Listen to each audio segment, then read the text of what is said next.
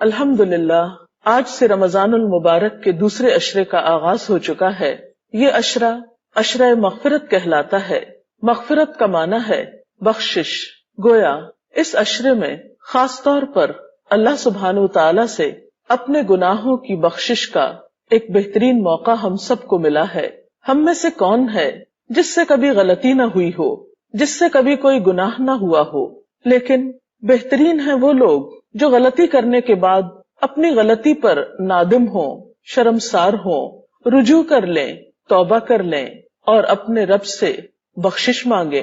اور اگر وہ اپنے رب کی طرف رجوع کریں گے تو رب کو بھی مہربان پائیں گے، جیسے حضرت آدم علیہ السلام نے جب اپنے رب سے رجوع کیا تو اللہ تعالیٰ نے بھی اپنی رحمتیں ان پر عام کر دیں۔ قرآن پاک میں اللہ سبحانہ وتعالیٰ فرماتے ہیں قُلْ يَا عِبَادِيَ الَّذِينَ أَسْرَفُوا عَلَىٰ أَنفُسِهِمْ لَا تَقْنَطُوا مِن رَحْمَةِ اللَّهِ إِنَّ اللَّهَ يَغْفِرُ الذُّنُوبَ جَمِيعًا إِنَّهُ هُوَ الْغَفُورُ الرَّحِيمُ۔ اے نبی صلی اللہ علیہ وسلم، آپ کہہ دیجئے کہ اے میرے بندو جنہوں نے اپنی جانوں پر زیادتی کی ہے، اللہ کی رحمت سے مایوس نہ ہو جاؤ، یقیناً اللہ سارے گناہوں کو معاف کر دیتا ہے، وہ تو غفور الرحیم ہے۔ سورۃ الشورى میں بھی اللہ سبحانہ وتعالیٰ فرماتے ہیں وَهُوَ الَّذِي يَقْبَلُ التَّوْبَةَ عَنْ عِبَادِهِ وَيَعْفُو عَنِ السَّيِّئَاتِ وَيَعْلَمُ مَا تَفْعَلُونَ، اور وہ اللہ ہی وہ ذات ہے جو اپنے بندوں کی توبہ قبول کرتا ہے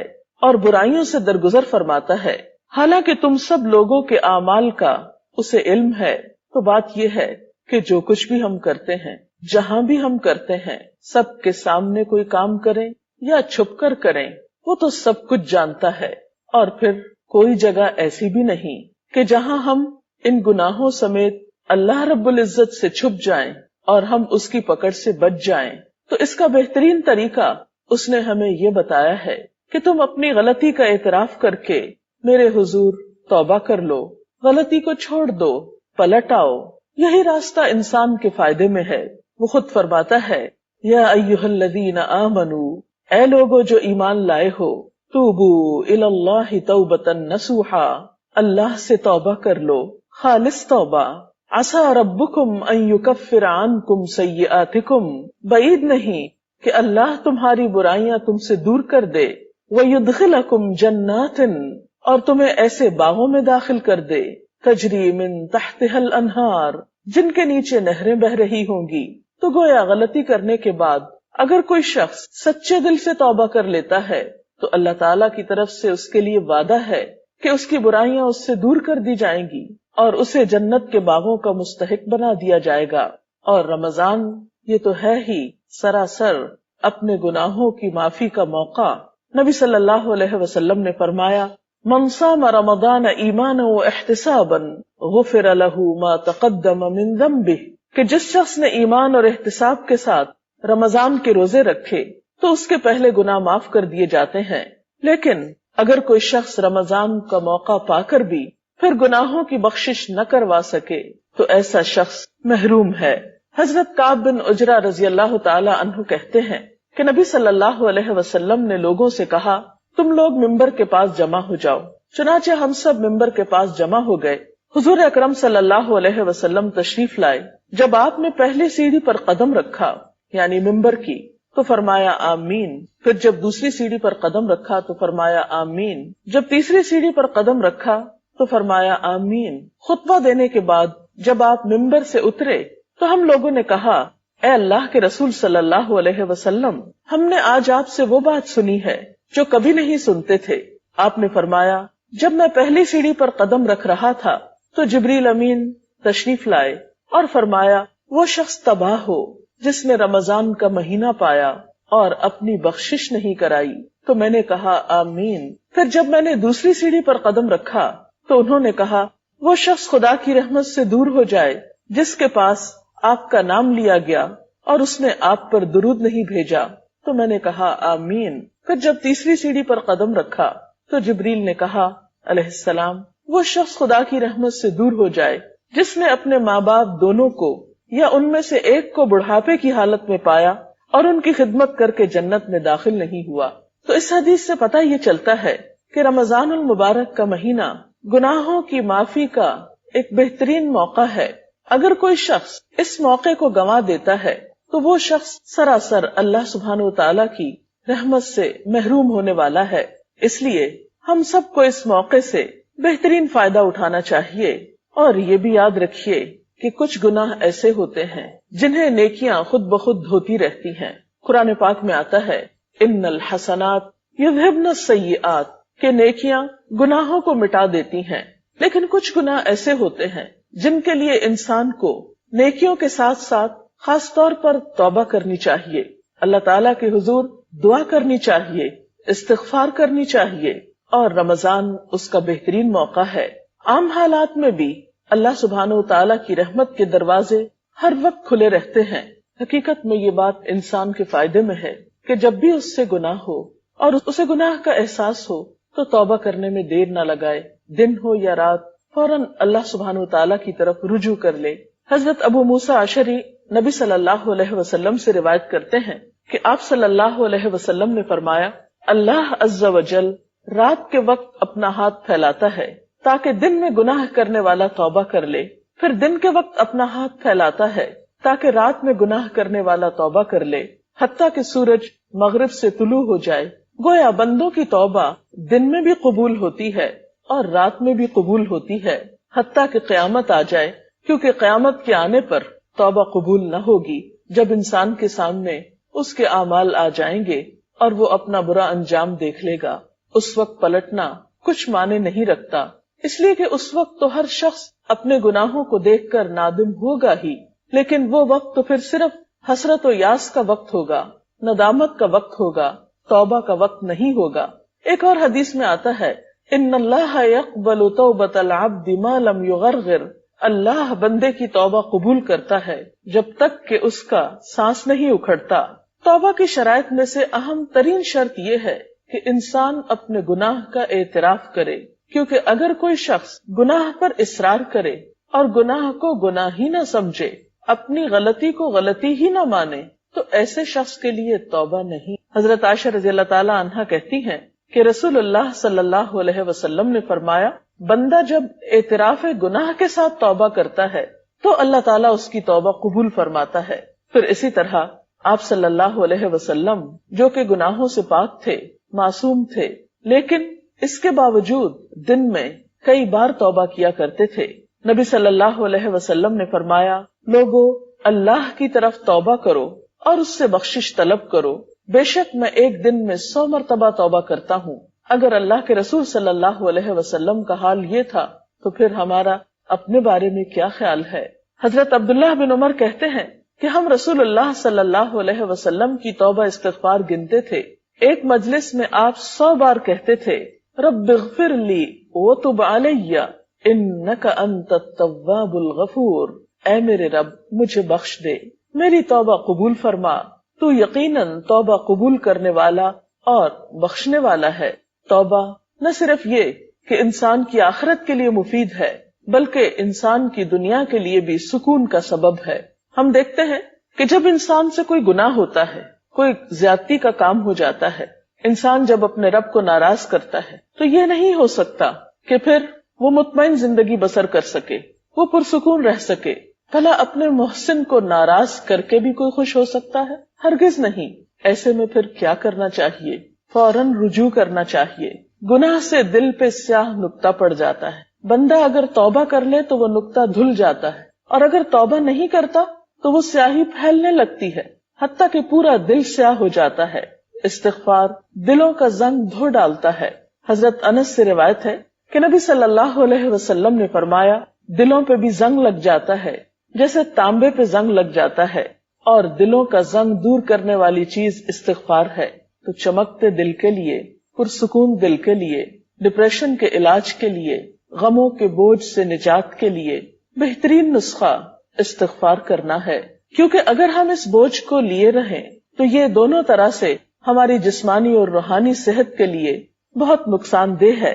ایک شخص آپ صلی اللہ علیہ وسلم کی خدمت میں حاضر ہوا، کہنے لگا ہائے میرے گناہ، ہائے میرے گناہ، کیونکہ وہ شخص اپنے گناہوں کو محسوس کر رہا تھا. اور ایسے لمحات ہر انسان کی زندگی میں آتے ہیں جب اسے اپنے گناہوں کی شدت کا احساس ہوتا ہے، جب اس کے دل میں اپنی زیادتیوں اور اپنی کوتاہیوں پر ایک تڑپ اٹھتی ہے، ایسے میں اللہ سبحانہ تعالیٰ نے اس کے لیے رحمت کا دروازہ ہمیشہ کھلا رکھا ہے، یہی تو اس کی رحمت ہے۔ یہ الگ بات ہے کہ ہم اس سے فائدہ نہ اٹھائیں۔ تو آپ صلی اللہ علیہ وسلم نے اس شخص سے کہا کہ یوں کہو، اللہم مغفرتک اوسع من ذنوبی ورحمتک ارجع عندی من عملی، یا اللہ میرے گناہوں کے مقابلے میں تیری مغفرت وسیع ہے اور میرے عمل کے مقابلے میں تیری رحمت کی زیادہ امید ہے۔ اس نے یہ دعا کی تو آپ نے فرمایا اس کو دہراؤ۔ اس نے دہرایا، آپ نے پھر فرمایا کہ اسے دہراؤ۔ اس نے دہرایا، پھر آپ نے فرمایا کھڑے ہو جاؤ، اللہ نے تجھے بخش دیا ہے۔ تو اس سے یہ بات بھی پتہ چلتی ہے کہ اگر مخصوص کلمات کے ساتھ اللہ تعالیٰ سے بخشش طلب کی جائے اور خصوصاً ان کلمات کے ساتھ جو اس کو پسند ہیں، تو انسان کی بخشش کی امید زیادہ کی جا سکتی ہے۔ وہ کلمات کون سے ہیں؟ وہ کلمات وہ ہیں جو اللہ کے رسول صلی اللہ علیہ وسلم نے ہمیں سکھائے ہیں۔ ان میں سے چند ایک، مثلاً مختصر ترین کلمہ استغفر اللہ، اللہم اغفر لی، استغفر اللہ ربی من کل ذنب واتوب الیہ۔ پھر اسی طرح سید الاستغفار، اللہم انت ربی لا الہ الا انت خلقتنی وانا عبدک وانا علی عہدک ووعدک ما استطعت اعوذ بک من شر ما صنعت ابوء لک بنعمتک علی وابوء بذنبی فاغفر لی فانہ لا یغفر الذنوب الا انت۔ اس کا ترجمہ کچھ یوں ہے کہ اے اللہ تو ہی میرا رب ہے، تو نے مجھے پیدا کیا، تیرے سوا کوئی معبود نہیں، تو نے مجھے پیدا کیا ہے اور میں تیرا بندہ ہوں، میں اپنی استطاعت کے مطابق تجھ سے کیے ہوئے عہد اور وعدے پر قائم ہوں، ان بری چیزوں سے جو میں نے کی ہیں تیری پناہ مانگتا ہوں، مجھ پر تیری جو نعمتیں ہیں میں ان کا اعتراف کرتا ہوں، اپنے گناہ کا اعتراف کرتا ہوں، میری بخشش کر دے، میری مغفرت کر دے کہ تیرے سوا کوئی گناہ معاف نہیں کر سکتا۔ حضرت شداد بن اوس سے روایت ہے کہ آپ صلی اللہ علیہ وسلم نے فرمایا، جو شخص صبح یا شام یہ دعا پڑھے گا، اگر وہ اسی دن میں مر جائے یا رات میں مر جائے تو وہ جنت میں داخل ہوگا۔ یہ کلمات کچھ زیادہ طویل بھی نہیں، تھوڑی سی کوشش سے انہیں زبانی یاد کیا جا سکتا ہے، اور اگر زبانی یاد نہ ہو سکے تو دیکھ کر بھی پڑھ سکتے ہیں۔ لیکن یہ یاد رکھیے کہ محض چند عبارتوں کے دہرانے سے بخشش نہیں ہوتی جب تک ہمارا دل اس میں شریک نہیں ہوتا، ہماری نیت اور ارادہ بخشش کا جب تک نہیں ہوتا۔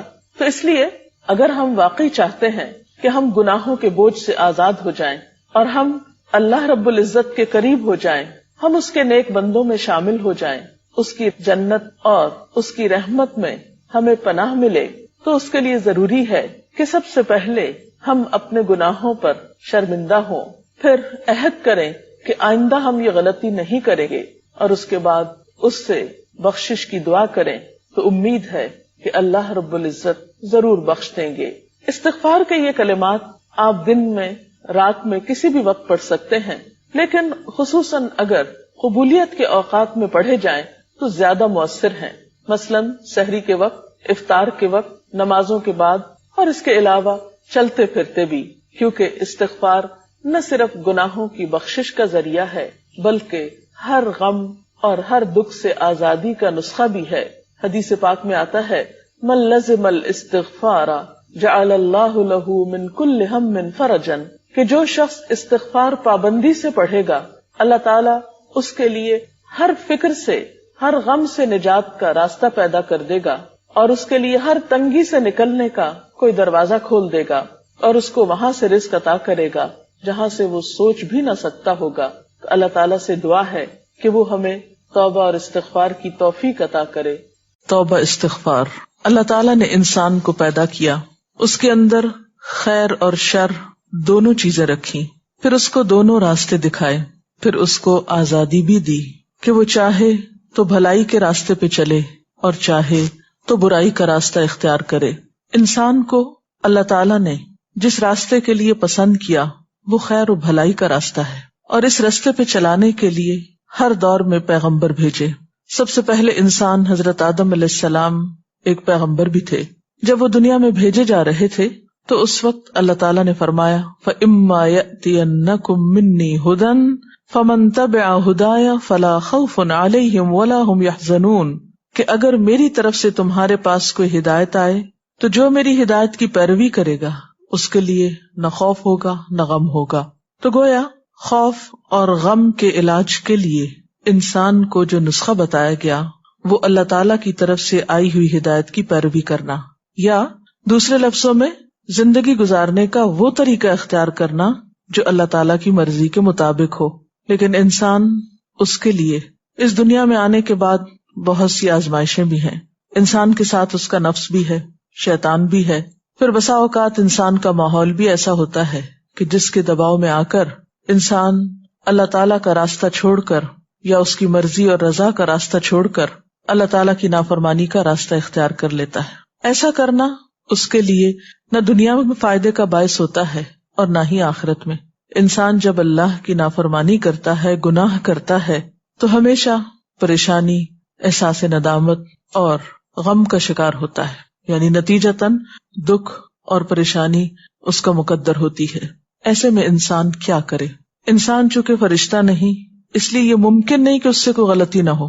غلطی تو ہوگی کیونکہ انسان بھول چوک بھی ہے، خواہشات نفس بھی ہیں، تو یہ ہو نہیں سکتا کہ اس سے غلطی نہ ہو۔ اور انسان شیطان بھی نہیں کہ اس سے کوئی اچھائی نہ ہو اور صرف برائی ہی کرے، نہیں، انسان ان دونوں کے بیچ کی چیز ہے۔ اب سوال یہ پیدا ہوتا ہے کہ اگر انسان سے انسان ہونے کے ناطے غلطی ہو جائے، خطا ہو جائے، بھول چوک ہو جائے، وہ اللہ کی نافرمانی کا کام کر بیٹھے، تو پھر اس کے بعد کیا کرے؟ دو طریقے ہو سکتے ہیں۔ ایک تو یہ کہ وہ مایوس ہو جائے، گناہ پر اصرار کرتا چلا جائے اور بالآخر ہلاکت کا شکار ہو، اور دوسرا راستہ اور دوسرا طریقہ پلٹنے کا راستہ ہے، توبہ کا راستہ ہے، بھولنے کے بعد واپس لوٹنے کا راستہ ہے، اور یہی راستہ اس کے لیے پسندیدہ راستہ ہے۔ قرآن پاک میں اللہ سبحانہ وتعالیٰ فرماتا ہے وَالَّذِينَ إِذَا فَعَلُوا فَاحِشَةً أَوْ ظَلَمُوا أَنفُسَهُمْ ذَكَرُوا اللَّهَ فَاسْتَغْفَرُوا لِذُنُوبِهِمْ وَمَن يَغْفِرُ الذُّنُوبَ إِلَّا اللَّهُ وَلَمْ يُصِرُّوا عَلَى مَا فَعَلُوا وَهُمْ يَعْلَمُونَ۔ اور اگر کبھی ان سے کوئی فحش کام سرزد ہو جاتا ہے یا وہ اپنے اوپر زیادتی کر بیٹھتے ہیں تو انہیں خدا یاد آ جاتا ہے اور وہ اس سے اپنے گناہوں کی معافی مانگ لیتے ہیں، اور خدا کے سوا اور کون ہے جو گناہوں کو معاف کر سکتا ہو، اور وہ جانتے بوجھتے اپنے کیے پہ ہرگز اصرار نہیں کرتے۔ یعنی گناہ کرنے کے بعد ان کے اندر جب احساس ندامت اٹھتا ہے، وہ اللہ تعالیٰ کی طرف متوجہ ہو کے معافی مانگنے لگتے ہیں اور گناہ چھوڑ دیتے ہیں، اس پر اصرار نہیں کرتے۔ ایسے ہی لوگ اللہ تعالیٰ کے پسندیدہ لوگ ہوتے ہیں۔ ایک اور مقام پر آتا ہے ان الذین اتقوا اذا مسهم طائف من الشیطان تذکروا فاذا هم مبصرون، کہ فی الواقع جو لوگ اللہ سے ڈرنے والے ہیں، متقی ہیں، ان کا حال یہ ہوتا ہے کہ کبھی شیطان کے اثر سے کوئی برا خیال انہیں چھو بھی جائے، یعنی برا خیال بھی آئے، گناہ کا ارادہ بھی ہو، تو فوراً چوکنے ہو جاتے ہیں، یعنی تقویٰ کی برکت سے وہ ہوشیار ہو جاتے ہیں، اور پھر انہیں صاف نظر آنے لگتا ہے کہ درست راستہ کیا ہے۔ نبی صلی اللہ علیہ وسلم نے فرمایا سارے کے سارے انسان خطا کار ہیں، اور بہترین خطا کار وہ ہیں جو بہت زیادہ توبہ کرنے والے ہیں۔ تو توبہ کرنا بندے کے حق میں ایک پسندیدہ عمل ہے۔ قرآن پاک میں اللہ تعالیٰ اپنے پیارے بندوں کی ایک خاص خوبی کا ذکر کرتے ہیں کہ وَبِالْأَسْحَارِ هُمْ يَسْتَغْفِرُونَ، کہ سحری کے وقت وہ استغفار کرتے ہیں، معافی مانگتے ہیں۔ پیغمبروں کے ذریعے بھی بارہا انسانوں کو یہی سبق سکھایا گیا کہ وَاسْتَغْفِرُوا رَبَّكُمْ ثُمَّ تُوبُوا إِلَيْهِ، اپنے رب سے بخشش طلب کرو، پھر اس کی طرف لوٹ جاؤ، واپسی کا راستہ اختیار کرو۔ ان ربی رحیم ودود، بے شک میرا رب بہت رحم فرمانے والا، بہت محبت کرنے والا ہے۔ یعنی ایسا نہیں کہ اگر کسی انسان سے کوئی غلطی ہو جائے تو پھر وہ معاف نہیں کرتا اور ہمیشہ کے لیے وہ اس کی نظروں سے گر جاتا ہے، نہیں، 100 بار بھی اگر کوئی غلطی کرتا ہے اور پھر اس کو احساس ندامت ہوتا ہے، شرمندگی ہوتی ہے اور وہ پلٹتا ہے، تو اللہ تعالیٰ اس کو معاف کرتا رہتا ہے۔ ایک حدیث میں آتا ہے ان اللہ یقبل توبۃ العبد ما لم یغرغر، اللہ بندے کی توبہ اس وقت تک قبول کرتا ہے جب تک کہ وہ آخری دموں پہ نہ ہو یا اس کی سانس نہ اکھڑ جائے، یعنی مرتے دم تک توبہ قبول ہوتی رہتی ہے۔ ہاں، یہ الگ بات ہے کہ ایک انسان جب فوت ہو جاتا ہے اور وہ شرک کی حالت میں ہوتا ہے یا کفر کی حالت میں ہوتا ہے یا کسی کبیرہ گناہ کے ارتکاب کی حالت میں ہوتا ہے اور توبہ کیے بغیر مر جاتا ہے، تو مرنے کے بعد جب سزا سامنے آ جاتی ہے، اللہ تعالیٰ کی ناراضگی اور غصہ سامنے آ جاتا ہے، تو پھر توبہ کا موقع نہیں رہتا۔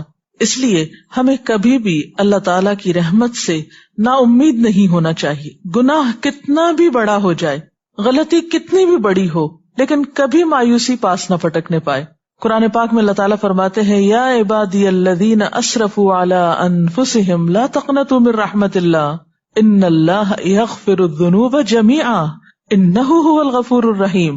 اے میرے وہ بندو جو اپنی جانوں پر زیادتی کر بیٹھے ہو، اللہ کی رحمت سے ہرگز مایوس نہ ہونا، یقیناً وہ تمہارے سارے کے سارے گناہ معاف فرما دے گا، وہ بہت ہی معاف فرمانے والا اور بڑا ہی مہربان ہے. اور تم اپنے رب کی طرف رجوع کرو اور اس کی فرما برداری بجا لاؤ. وَأَنِيبُوا إِلَىٰ رَبِّكُمْ وَأَسْلِمُوا لَهُ مِن قَبْلِ أَن يَأْتِيَكُمُ الْعَذَابُ ثُمَّ لَا تُنصَرُونَ. اس سے پہلے کہ تم پر وہ عذاب آ جائے کہ پھر تم کہیں سے بھی مدد نہ پا سکو. یعنی آخرت میں جب سزا سامنے آ جائے گی تو کوئی بھی شخص کتنی بھی توبہ کرے، کتنا بھی روئے دھوئے، پھر معافی نہیں ہو سکتی. ہاں جب تک وہ زندہ ہے، کتنا بھی بڑا قصور ہے اس کی معافی ہو سکتی ہے. اس کا یہ مطلب نہیں کہ انسان جان بوجھ کر غلطی کرنا شروع کر دے کہ معافی تو ہو ہی جائے گی اس لیے جو چاہے میں کروں. کیا معلوم کہ پھر اس کے بعد، اس غلطی کے بعد توبہ کا موقع ملتا ہے یا نہیں. تو جان بوجھ کر غلطی نہیں کرنی چاہیے.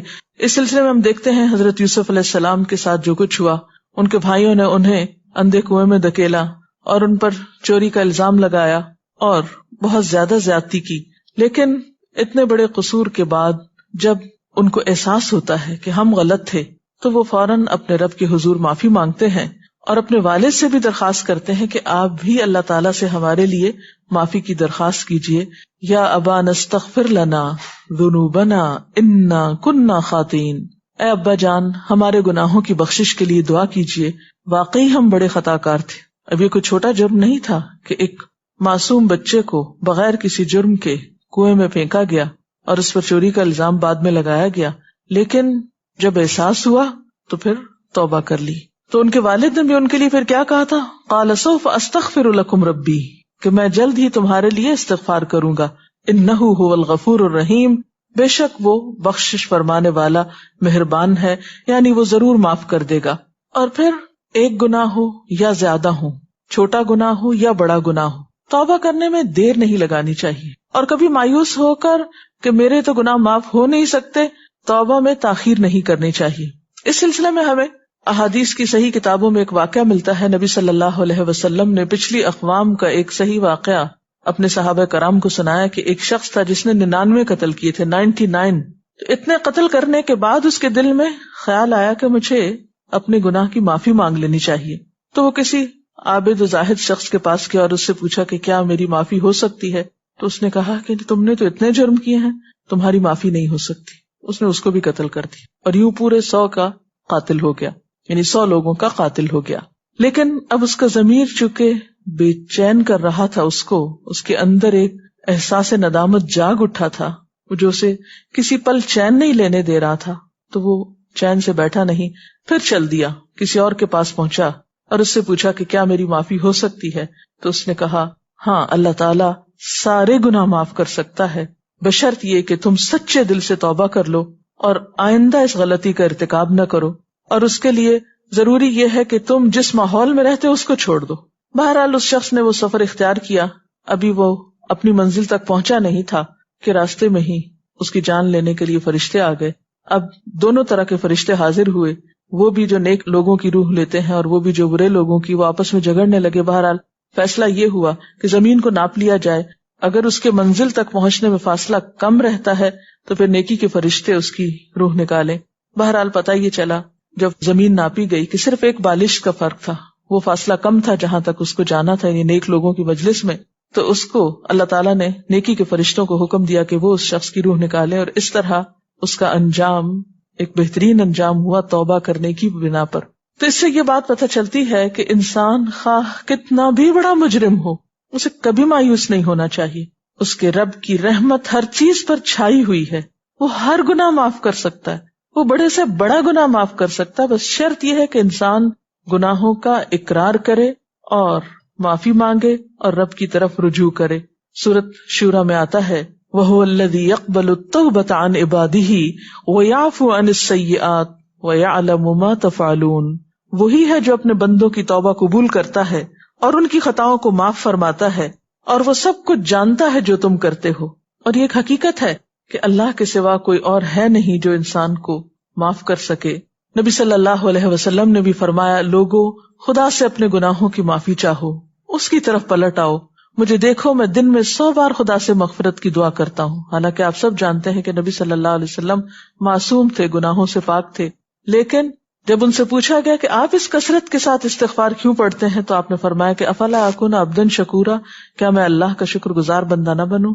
کیونکہ اگر انسان سارا وقت اللہ کی نعمتوں پر شکر ادا کرتا رہے تو بھی حق ادا نہیں ہو سکتا، تو اس وجہ سے آپ کثرت کے ساتھ استغفار کیا کرتے تھے۔ اور اس میں دراصل ہمارے لیے ایک بہت بڑا سبق ہے کہ ہم زیادہ سے زیادہ استغفار کو اپنا شیوا بنائیں، کیونکہ استغفار کا فائدہ صرف یہی نہیں کہ انسان کے گناہوں کی معافی ہو جاتی ہے، بلکہ استغفار کا فائدہ یہ بھی ہے کہ انسان کی اور بہت سی مشکلات حل ہوتی ہیں۔ جیسے کہ ایک حدیث میں آتا ہے، من لزم الاستغفار، جس نے پابندی کے ساتھ استغفار پڑھا، جعل اللہ لہ من کل ہم فرجا، اللہ اس کے لیے ہر غم سے، ہر ہم سے نکلنے کا راستہ بنا دیتے ہیں۔ یعنی ہر مشکل سے نکلنے کا وظیفہ ہے استغفار۔ جہاں آپ سمجھے کہ کوئی مشکل ہو رہی ہے، کوئی کام اٹکا ہوا ہے، فوراً استغفار شروع کر دیں۔ اور طریقہ کیا ہے؟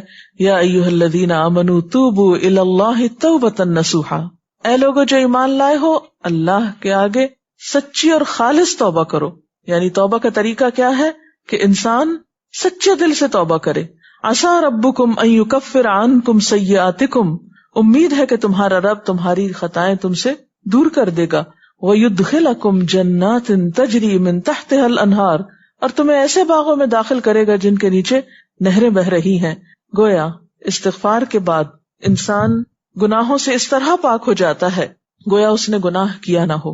لیکن اس کے لیے کچھ شرائط ہیں۔ نمبر 1، انسان اپنے گناہوں کے احساس سے شرمسار ہو۔ نمبر 2، آئندہ گناہ سے بچنے کا ارادہ کرے۔ نمبر 3، آئندہ زندگی میں زیادہ سے زیادہ نیکیوں کی کوشش کرے۔ نمبر 4، اگر کسی انسان کا حق مارا ہے تو اس کا حق ادا کرے، کسی انسان کا دل دکھا ہے تو اس سے معافی مانگے۔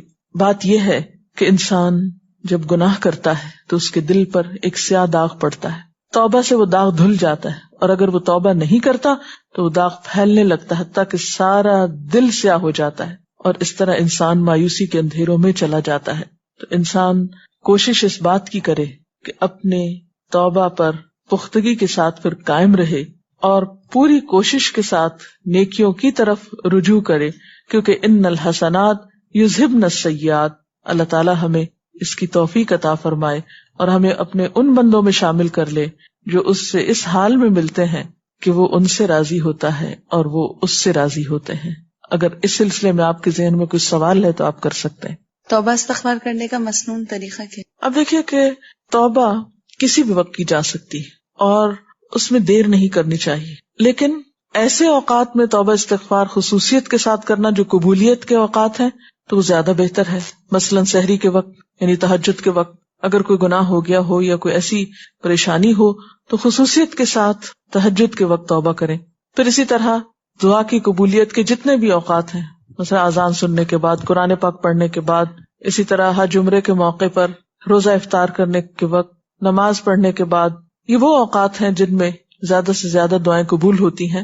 پھر اسی طرح یہ ہے کہ استغفار کے جو مسنون الفاظ ہیں ان کا اہتمام کیجیے۔ مثلاً استغفر اللہ پڑھنا، یعنی صرف لفظ استغفر اللہ، اس کی اگر کوئی تسبیح کرنا چاہے تو ایسے بھی کر سکتے ہیں۔ پھر اسی طرح سنت سے یہ الفاظ بھی ثابت ہیں، استغفر اللہ ربی من کل ذنب واتوب الیہ۔ اسی طرح استغفر اللہ الذی لا الہ الا هو الحی القیوم واتوب الیہ۔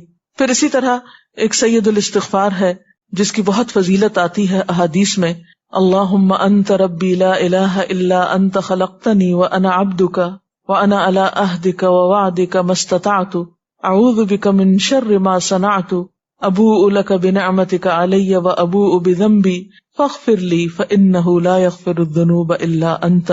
اس کا ترجمہ ہے، خدایا تو میرا پروردگار ہے، تیرے سوا اور کوئی معبود نہیں، تو نے مجھے پیدا کیا، میں تیرا بندہ ہوں، میں نے تجھ سے بندگی اور اطاعت کا جو وعدہ کیا ہے اس پر اپنے حیثیت کے مطابق قائم ہوں، اور جو گناہ بھی مجھ سے سرزد ہوئے ان کے نتائج بد سے بچنے کے لیے میں تیری پناہ کا طالب ہوں، تو نے مجھے جن جن نعمتوں سے نوازا ہے ان کا میں اقرار کرتا ہوں اور مجھے اعتراف ہے کہ میں گناہگار ہوں. یعنی اس میں اعتراف کے لفظ جو یہ قابل غور ہیں. بس اے میرے پروردگار میرے جرم کو معاف فرما دے، تیرے سوا میرے گناہوں کو اور کون معاف کر سکتا ہے. اس استغفار کا یہ فائدہ بتایا جاتا ہے، نبی صلی اللہ علیہ وسلم نے فرمایا جو شخص صبح کے وقت یہ الفاظ پڑھتا ہے اگر شام سے پہلے اس کی ڈیتھ ہو جاتی ہے تو انشاءاللہ وہ جنت میں جائے گا، اور اسی طرح شام کو پڑھنے والا صبح تک اللہ کی حفاظت میں ہوتا ہے. تو ان الفاظ کو بھی یاد کیا جا سکتا ہے. اور اس کے علاوہ اگر آپ کو کچھ بھی نہیں عربی میں پڑھنا آتا تو اپنی کسی بھی زبان میں جو آپ بولتے ہوں آپ اللہ تعالیٰ سے اپنے الفاظ میں اپنے طریقے پر استغفار کر سکتے ہیں، گناہوں کی معافی مانگ سکتے ہیں، اللہ تعالیٰ سے توبہ کر سکتے ہیں، اس کے آگے رو سکتے ہیں. اور اصل روح استغفار کی یہ ہے کہ انسان وہ گناہ چھوڑ دے جس میں وہ مبتلا ہے. جی